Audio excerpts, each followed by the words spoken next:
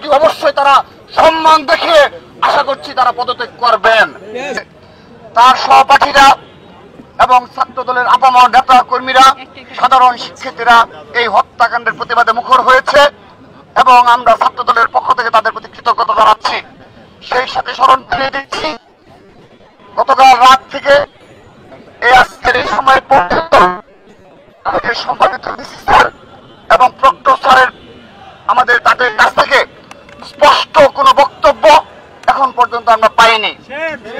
শুধু তাই নয়, এই ঘটনার পূর্বেকার বেশ কিছু অনাকাঙ্ক্ষিত ঘটনা ঘটেছে, ছিনতাইয়ের ঘটনা ঘটেছে ক্যাম্পাসে এবং মাদক সেবীদের দ্বারা আমাদের ছাত্র ছাত্রীরা বিভিন্ন সময় ছিনতাইয়ের শিকার হয়েছে, আক্রান্ত হয়েছে।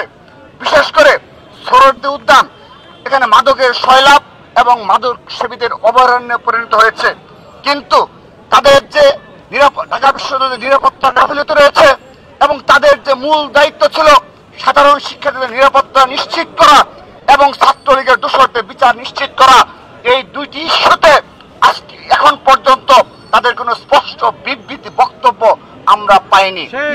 আমরা নিন্দা জানাচ্ছি, প্রতিবাদ জানাচ্ছি। তাদের এ ধরনের নীরব ভূমিকা আমাদের মনে নানাবিধ প্রশ্ন জাগে যে তারা আদৌ সত্যিকার অর্থে ঢাকা বিশ্ববিদ্যালয়ের সাধারণ শিক্ষার্থীদের নিরাপত্তা দেওয়ার মতো তাদের সামর্থ্য রয়েছে কি না। শুধু তাই নয়, আমরা বিগত সময়ে বলেছি এই সাম্যের হত্যাকাণ্ডের মধ্যে স্পষ্ট হলো এই সম্মানিত ভিসি স্যার এবং এই প্রক্টর স্যারের নেতৃত্বে যারা দায়িত্ব রয়েছে তাদের দ্বারা সম্ভবত ছাত্রলীগের সন্ত্রাসীদের বিচার করা সম্ভব না। যারা বিগত সময়ে এই ক্যাম্পাস সোহরাওয়ার্দী উদ্যানকে মাদক মুক্ত করার মতো সামর্থ্য রাখে না এবং বিভিন্ন সময়ের যে অপরাধ সংঘটিত হয়েছে এবং ঢাকা বিশ্ববিদ্যালয়ের পার্শ্ববর্তী এলাকাতে যেভাবে মাদক সেবীদের আড্ডা বজায় রয়েছে, তার বিরুদ্ধে তাদের সামান্যতম আজকের দিন পর্যন্ত পদক্ষেপ আমরা লক্ষ্য করে নিই। সে কারণে আমরা স্পষ্টভাবে বলতে চাই, তারা আদৌ সাধারণ শিক্ষার্থীদের দাবি এবং জুলাই আগস্ট আন্দোলনের গণঅভ্যুত্থানের প্রধান যে দাবি ছিল যে ছাত্রলীগের সন্ত্রাসীদের বিচারের আওতায় নিয়ে আসতে হবে, আমরা মনে করছি এই প্রশাসন দ্বারা হয়তোবা সে কাজ সম্পন্ন করা সম্ভব না। শুধু তাই নয়, নীল দলের শিক্ষকরা যারা সরাসরি গণহত্যার সাথে সরাসরি সম্পৃক্ত ছিল, বিভিন্ন সময় ছাত্রলীগ সহ খুনি হাসিনাকে স্বৈরাচারী বানানোর ক্ষেত্রে যারা কারিগর হিসেবে ভূমিকা পালন করেছে, তাদের বিষয়েও তারা পুরোপুরি নীরব ভূমিকা পালন করে যাচ্ছে।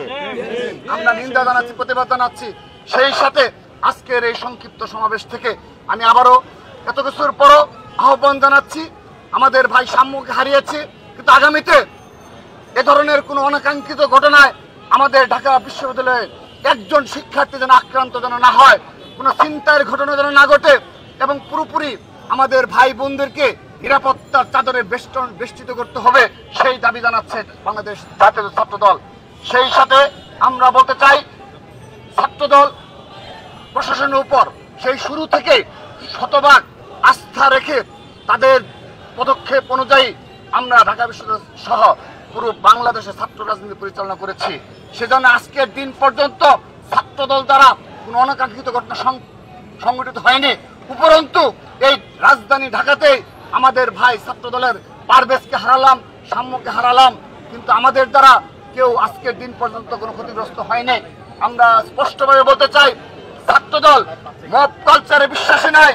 সেজন্য গতকাল এই ঘটনা ঘটার পরও আমরা আমাদের নেতাকর্মীদের নিবৃত্ত করেছি এবং আজকের এই সমাবেশ, সংক্ষিপ্ত সমাবেশ থেকে আমি সবার প্রতি আহ্বান জানাচ্ছি, আমরা আন্দোলনের মাধ্যমে আমরা আমাদের দাবি আদায় করব এবং এই সম্মানিত ভিসি স্যার, প্রক্টর স্যারের পদত্যাগের যে দাবি উঠেছে ছাত্র সমাজের মাঝখান থেকে, সেটি অবশ্যই তারা সম্মান দেখিয়ে আশা করছি তারা পদত্যাগ করবেন।